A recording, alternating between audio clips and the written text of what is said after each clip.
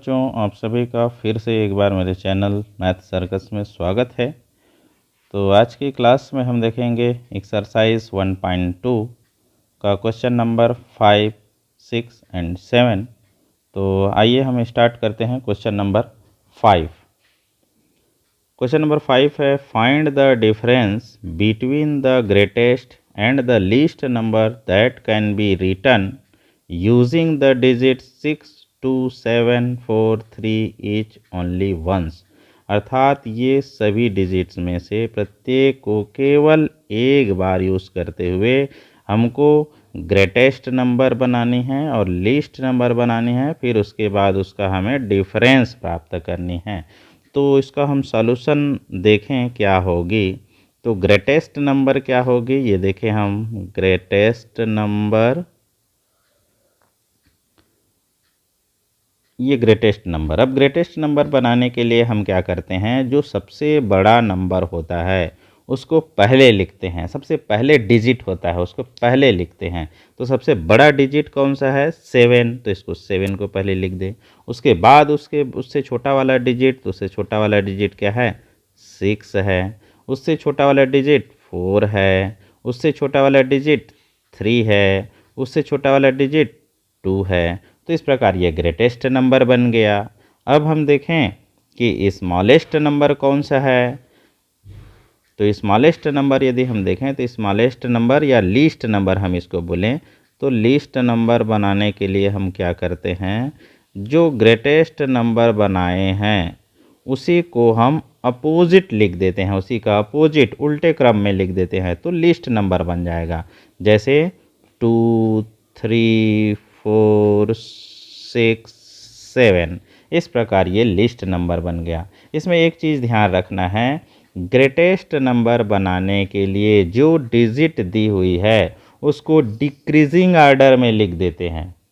ये याद रखने वाली चीज़ है। ग्रेटेस्ट नंबर बनाने के लिए दिए गए डिजिट्स को डिक्रीजिंग ऑर्डर में लिखेंगे और लीस्ट नंबर बनाने के लिए दिए गए नंबर को इंक्रीजिंग ऑर्डर में लिखेंगे, तो लिस्ट नंबर बन जाता है। अब क्वेश्चन में हमें निकालना है डिफरेंस, तो दोनों में हम डिफरेंस निकाल लेते हैं। तो डिफरेंस क्या होगी ये हम देखें। तो डिफरेंस का मतलब क्या होता है, अंतर। अंतर इसका मतलब क्या है, सब्ट्रैक्ट करनी है। तो ग्रेटेस्ट नंबर में से, इस ग्रेटेस्ट नंबर में से इस लीस्ट नंबर को सब्ट्रैक्ट कर देंगे। तो आइए हम सब्ट्रैक्ट करते हैं। 7, 6, 4, 3, 2 में हमें सब्ट्रैक्ट करना है 23,467 को, जो कि क्या है, लीस्ट नंबर है।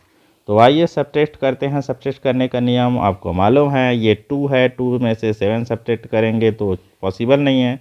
तो 2 क्या करेगा, 1 से 12 लेगा, 3 से 12 लेगा। 3 से 12 लेने पर ये बन जाएगा 2 और ये 2 बन जाएगा 12। इस प्रकार इस 12 से 7 सब्ट्रैक्ट करें तो आंसर आएगा 5। अब इस 2 में से 6 सब्ट्रैक्ट करेंगे जो फिर से पॉसिबल नहीं है, तो ये 2 क्या करेगा, 4 से 12 लेगा तो 4 बन जाएगा 3 और ये 2 बन जाता है फिर से 12। अब 12 में से 6 सब्ट्रैक्ट करें तो आंसर आता है 6। अब 3 में से 4 सब्ट्रैक्ट करना है जो कि फिर पॉसिबल नहीं है, तो 3 फिर 12 लेगा। तो 3 कहाँ से 12 लेगा, 6 से, तो 6 बन जाएगा 5 और ये 3 बन जाएगा 13। अब ये 13 में से 4 सब्ट्रैक्ट करें तो आंसर आएगा 9। फिर 5 में 3 सब्ट्रैक्ट करें तो आंसर आएगा 2 और 7 में 2 सब्ट्रैक्ट करें तो आंसर आएगा 5। इस प्रकार हम देखते हैं कि हमारा आंसर आया 52,965। यही ग्रेटेस्ट नंबर और लीस्ट नंबर के बीच का डिफरेंस है। तो दैट इज आंसर। ओके। अब क्वेश्चन नंबर 6। क्वेश्चन नंबर 6 में है, a machine on an average manufactures 2,825 screws a day. How many screws did it produce in the month of January 2006। इस question में सिंपल है, बहुत simple सा question है ये। एक मशीन है जो कि पर डे 2,825 स्क्रू बनाती है। तो हमें ये बताना है कि जनवरी 2006 में टोटल कितने स्क्रूज प्रोड्यूस किया एक मंथ में। तो हमें इसके लिए सिंपल ट्रिक समझ लेना है। जैसे एक दिन में ये 2825 स्क्रू बनाया, 2 दिन में ये क्या करेगा, फिर से इतना ही स्क्रू बनाएगा 2825। इसका मतलब क्या हुआ, 2 दिन में जस्ट डबल हुआ, ये 2 टाइम्स बनाया 2 दिन में। तो जनवरी मंथ में टोटल कितने दिन होंगे, जनवरी मंथ में टोटल दिन होता है 31 डेज होता है। तो इसका मतलब क्या है, जनवरी मंथ में जितने दिन होते हैं उसमें टोटल कितने स्क्रू बना, ये निकालने के लिए क्या करेंगे हम, 2825 को 31 से मल्टीप्लाई कर देंगे। तो हमारा क्या आ जाएगा, 31 डेज में अर्थात जनवरी 2006 में कितने स्क्रू प्रोड्यूस होंगे, बनेंगे, वो मिल जाएंगे। तो आइए हम इसको सॉल्व करें। सॉल्व करते हैं हम यहाँ से, ये सिंपल सा है। तो टोटल स्क्रू जो मैन्युफैक्चर होंगे वो निकालने के लिए हम क्या करेंगे कि 2825 को हम 31 से मल्टीप्लाई कर देते हैं। तो मल्टीप्लाई करेंगे तो हमें 31 डेज़ में अर्थात जनवरी में जितने स्क्रूज बनेंगे वो मिल जाएंगे। तो मल्टीप्लाई करते हैं, 1 को 5 से मल्टीप्लाई करें तो 1 5 जा 5, 1 2 जा 2, फिर 1 को 8 से मल्टीप्लाई करें तो 8 आ जाता है, फिर 1 को 2 से मल्टीप्लाई करें तो 2 आ जाता है, फिर 3 को मल्टीप्लाई करने से यहाँ 5 के नीचे एक क्रॉस लगा देते हैं, फिर 3 को फिर से सभी डिजिट के साथ मल्टीप्लाई करेंगे, जो आंसर आएगा इधर लिखते जाएंगे। तो 3 5 जा 15, 15 की 5 और की कैरी 12, कैरी हो जाएगा 1,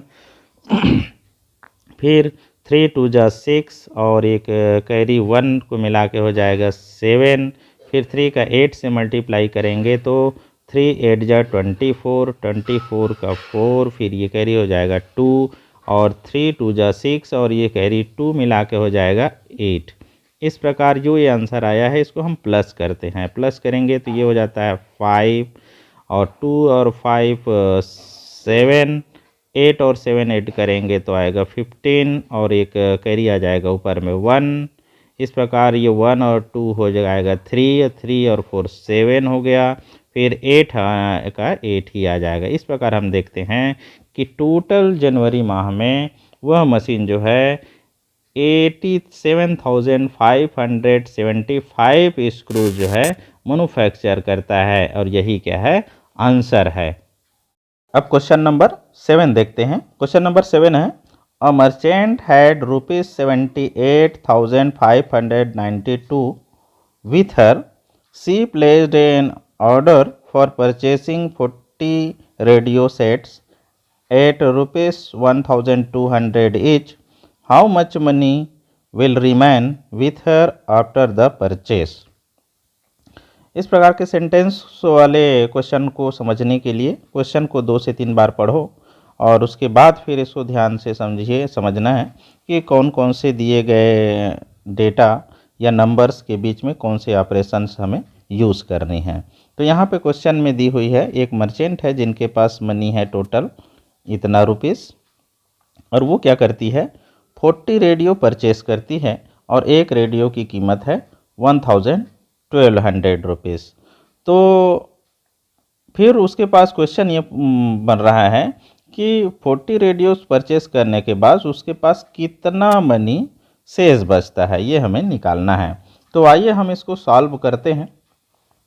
तो सॉल्व करने के लिए हमें क्या करना पड़ेगा, पहले 40 रेडियोस का हमें रेट टोटल कॉस्ट निकालना पड़ेगा। तो जैसे हम एक रेडियो का हमारा रेट है 1,200 रुपीज़, 40 रेडियो का क्या होगा, इसके 40 टाइम्स हो जाएगा।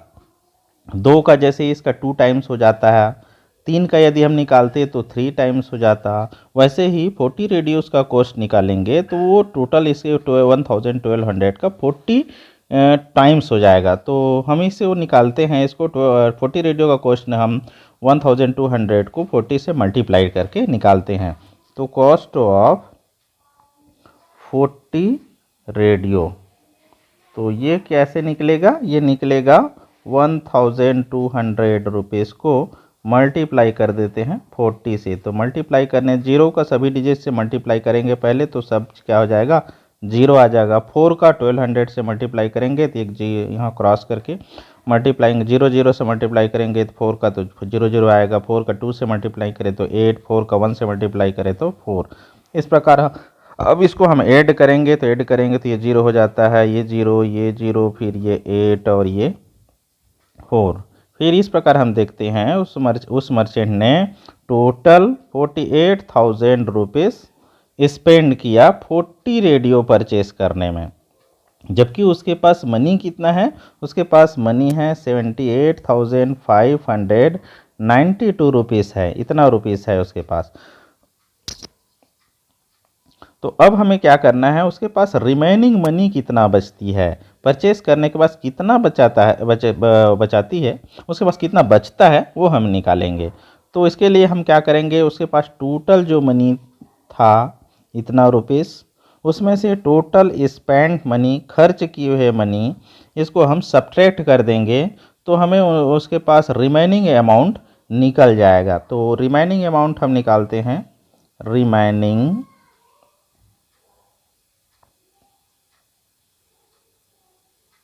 अमाउंट। तो ये रिमेनिंग अमाउंट निकालने के लिए टोटल 78,592 रुपीज़ में 48,000 को हम क्या करें, सब्ट्रैक्ट कर देते हैं। तो सब्ट्रैक्ट करने पर 2 में 0 सब्ट्रैक्ट करेंगे तो 2, 9 में 0 सब्ट्रैक्ट करें तो 9, 5 में 0 सब्ट्रैक्ट करें तो 5, 8 में 8 सब्ट्रैक्ट करें तो 0, 7 में 4 सब्ट्रैक्ट करें तो 3। इस प्रकार ये उनके पास टोटल मनी कितना बचता है, 30,592 रुपीज़ बचता है। और यही क्या है, इस क्वेश्चन का आंसर है। तो थैंक यू, आज की क्लास में बस इतना ही।